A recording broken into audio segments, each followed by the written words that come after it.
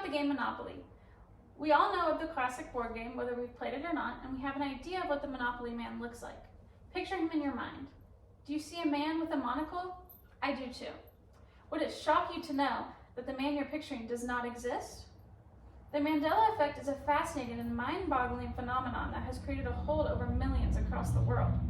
If you've ever experienced a situation like the one I have presented, then you are a victim of the Mandela effect. I began researching the Mandela effect years ago when I was just a child when it first sparked my interest. It didn't take long for the case to become something I looked out for in my everyday life. Today we're going to take a look at the Mandela effect, where it originated, and why such a mass of people have the exact recollection of an event when it didn't even happen. So what is the Mandela effect and where did it come from? The Mandela effect refers to a situation in which a large mass of people believe an event occurred when it did not.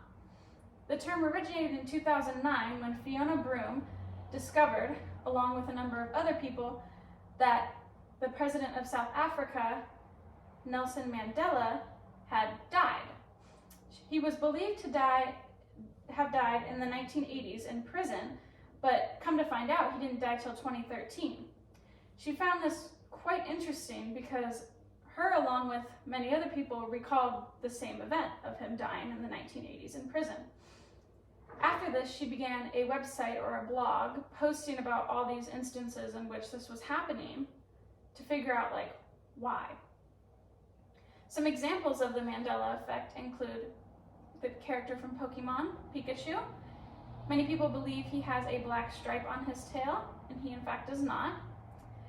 Mickey Mouse, you think he wears overalls that include suspenders. There's no suspenders, it's just pants. From the movie Star Wars, the quote, "Luke, I am your father," is actually, "No, I am your father." And "mirror, mirror on the wall" is actually "magic mirror on the wall."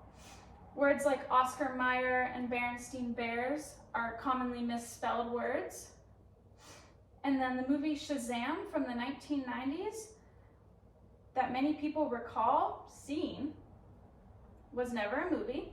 There is a similar children's movie called Kazam, which is where people believe the confusion may have been, but it's not confirmed. So why is this? Why do these happen to so many people? One of the main reasons is false memories. Some memories are just recalled incorrectly and makes the memory unreliable. There's confabulation, when people fill in the gaps to stories that they might not know the answers to, but they make assumptions, which leads to, again, unreliable information, which is eventually spread. The misleading post-event information, which is information that you learn after an event that affects the way you view it. The priming, which is the factors that lead up to the events, so kind of the opposite of the last one. There's personal and emotional bias, which is more of an opinion sort of thing, but if it's spread to the wrong person, it can become the thing that everyone believes. The internet also has a very strong hold over how we perceive events and images because there is a strong influence that the apps have over us. And then the most interesting one to me is alternate realities.